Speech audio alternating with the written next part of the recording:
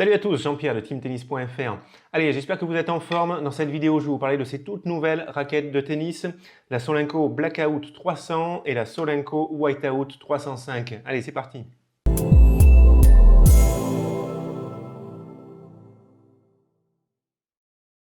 Allez les amis, on va parler un petit peu de ces raquettes de tennis Solinco qui sont donc toutes nouvelles. Je ne sais pas si vous connaissez la marque Solinco. C'est une marque qui est réputée pour ses cordages de tennis. Et donc à partir de maintenant, 2022, ils ont également décidé de fabriquer des raquettes de tennis avec pour le moment deux gammes de raquettes. Les Solinco Blackout, donc des raquettes plutôt noires avec un look assez sobre que j'aime bien personnellement. Donc gamme Solinco Blackout avec des raquettes orientées puissance, lift. Et donc deuxième gamme chez Solinco, les Solinco Whiteout, des raquettes plutôt blanches avec un look sobre également et avec des raquettes plutôt orientées contrôle avec une puissance réduite. J'ai eu l'occasion donc de tester la Solinco Blackout 300 et la Solinco Whiteout 305. Je vous laisse regarder un extrait de mon test sur le terrain et je vous dis ce que je pense de ces raquettes juste après. Allez, à tout de suite.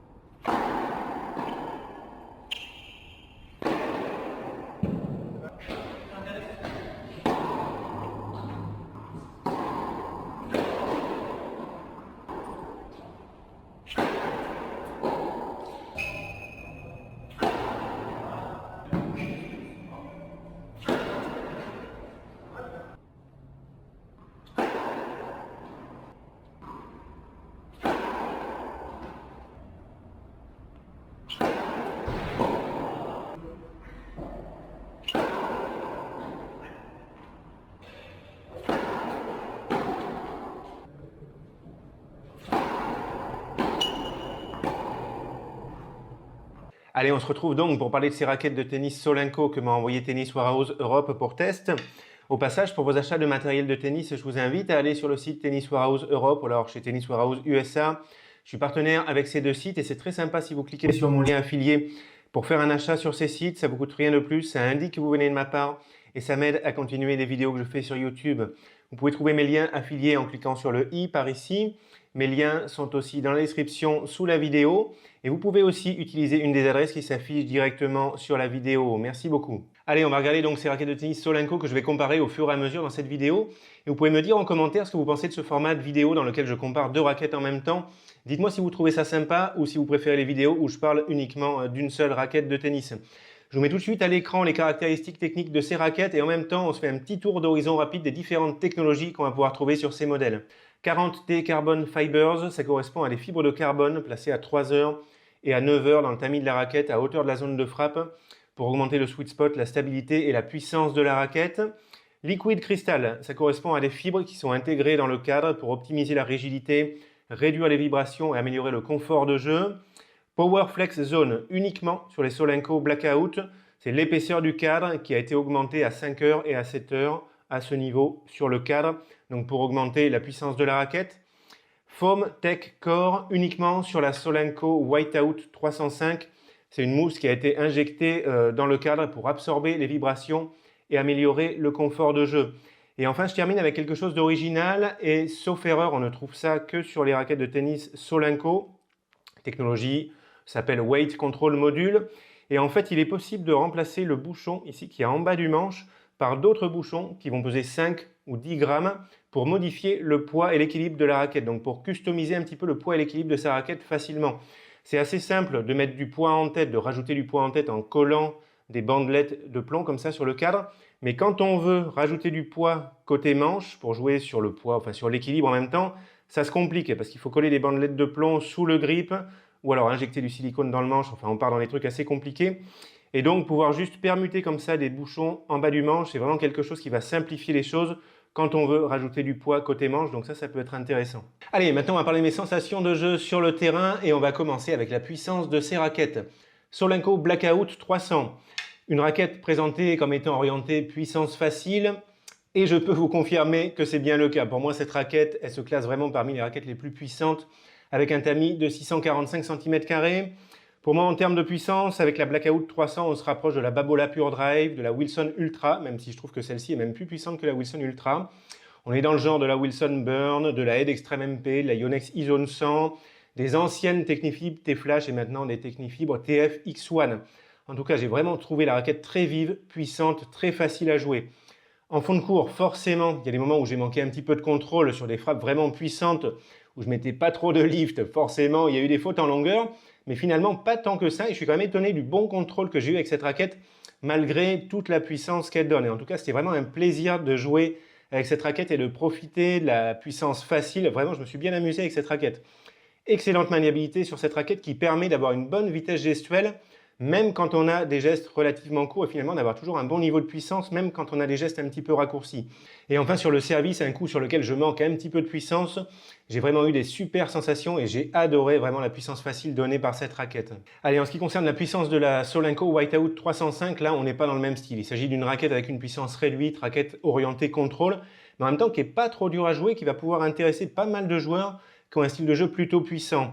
En termes de puissance, pour moi, la Whiteout 305, elle se rapproche de la Babola Pure Strike 18/20, la Technifibre T-Fight 305 RS ou alors T-Fight ISO 305. On se rapproche de Yonex E-Zone et V-Core en tamis 98. Et on se rapproche aussi des Wilson Blade 98 en plan de cordage 16/19 ou 18/20. On ressent le contrôle de la raquette et la puissance réduite, mais en même temps, la raquette, elle n'est pas trop dure à jouer. Et il y a de la puissance, une certaine vivacité quand même qui sort de la raquette. Ce n'est pas une planche, cette raquette.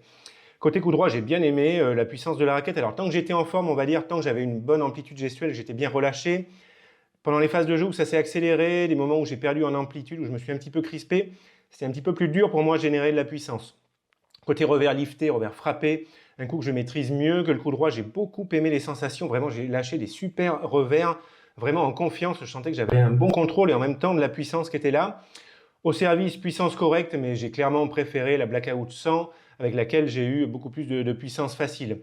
Globalement, raquette orientée contrôle, pas trop dur à jouer, et je recommande d'avoir une bonne technique gestuelle en fond de cours et au service pour avoir de la puissance sans trop forcer. Allez, on parle un petit peu de l'accès aux effets. Solinco Blackout 300. Côté revers chopé, très bonne sensation. Malgré la puissance de la raquette, finalement, j'ai eu un bon contrôle et un bon feeling en revers chopé.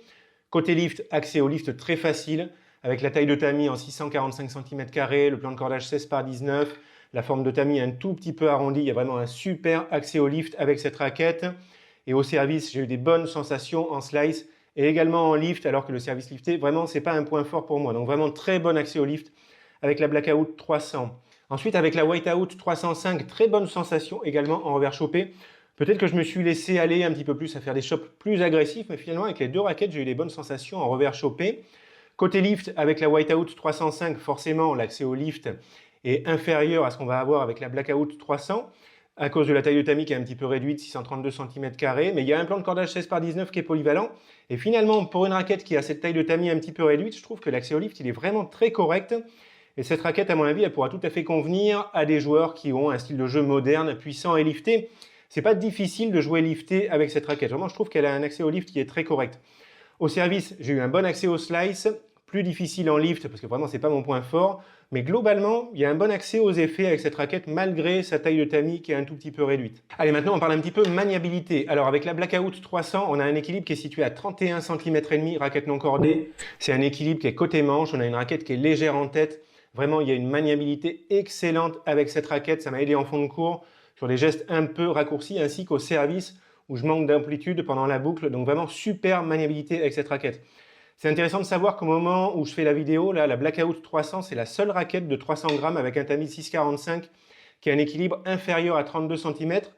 À mon avis, c'est la raquette la plus maniable avec ses caractéristiques et rien que pour ça, je trouve que c'est vraiment une nouveauté.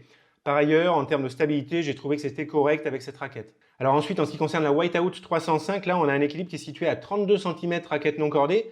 5 mm de plus décalé vers la tête de raquette, c'est pas beaucoup, mais on va le ressentir. On ressent un tout petit peu plus de poids en tête de raquette. Et forcément, ça a un petit peu d'impact sur la maniabilité, mais qui reste très correct avec cette raquette. Donc, tout petit ressenti de poids en tête de raquette, rien d'excessif. Ça va aider pour la puissance, pour la stabilité, quand on doit jouer des frappes puissantes. J'ai été juste un tout petit peu gêné côté coup droit quand j'ai raccourci un petit peu mes gestes, quand je manquais un tout petit peu plus d'amplitude et un petit peu aussi avec la fatigue au fil du temps. Donc, je conseille plutôt avec la Whiteout 305 d'avoir des gestes plutôt amples et relâchés. Mais globalement, il y a une bonne maniabilité également avec cette raquette. Ensuite, en termes de confort, j'ai trouvé que c'était très correct avec la Blackout 300, malgré la rigidité relativement élevée de 71, que j'ai pas trop ressenti en fait. C'est comme sur la Wilson Ultra qui est relativement rigide. Moi, j'ai pas trop ressenti la rigidité de ces raquettes. Donc à nouveau, avec la Blackout 300, je trouve que la raquette, elle donne un bon niveau de confort. Et selon moi, cette raquette, elle a rien à envier en termes de confort à ce que proposent la plupart des marques de raquettes qui sont présentes depuis plus longtemps. Donc vraiment bon niveau de confort et également bonne tolérance avec cette raquette grâce au tamis de 645 cm², un tout petit peu arrondi, et également avec le plan de cordage 16 par 19. En ce qui concerne la Whiteout 305, j'ai trouvé qu'il y avait une sensation de confort qui était supérieure à la Blackout 300. On ressent moins de vibrations, même si ce n'est pas monstrueux sur la Blackout 300. J'ai trouvé que c'était encore plus atténué, on va dire, sur la Whiteout 305, et j'ai une sensation de frappe plus propre, plus nette. Ça, c'est peut-être lié à la mousse qui a été injectée dans le cadre, une techno qui est présente sur la Whiteout 305, qui n'est pas dans la Blackout 300. Donc vraiment très sympa en termes de confort et tolérance très correcte pour une raquette qui a une taille de tamis un petit peu réduite de 632 cm². Allez, pour terminer, on va voir un petit peu à qui je conseillerais ces raquettes et on va commencer avec la Blackout 300. Bon, pour débuter, c'est un petit peu limite. Le poids de 300 grammes, ça peut faire un petit peu lourd pour débuter, même si c'est un poids qui n'est pas élevé. Et la raquette, elle est puissante, elle est super maniable. Pour débuter d'une façon générale, je conseillerais plutôt de voir le modèle en 285 grammes non cordé. Mais pour des débutants sportifs bien en forme, franchement, c'est presque jouable de prendre cette raquette qui n'est pas très dure à jouer. Bon, je dirais quand même plutôt pour des joueurs de niveau intermédiaire ou avancé, 4e série, 3e série, début de seconde série, il y a beaucoup de joueurs qui peuvent jouer avec cette raquette. Des joueurs qui veulent une raquette qui donne beaucoup de puissance facile, très facile à jouer. Des joueurs qui recherchent un très bon accès au lift, des joueurs qui manquent de puissance. Ou alors des joueurs puissants, mais dans ce cas-là, qui utilisent le lift pour avoir de la sécurité, pour ne pas faire trop de fautes en longueur.